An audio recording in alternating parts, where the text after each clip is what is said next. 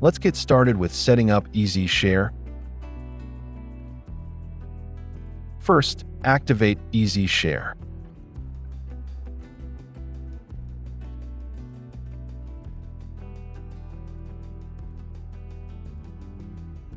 Complete the legacy form to enable the feature.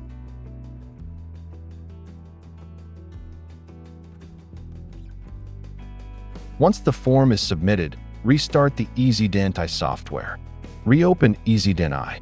You will now notice two new icons added to your toolbar, indicating EzShare is active. Thank you for your time. If you have any questions or would like further assistance, please visit the Education Academy for additional resources and support.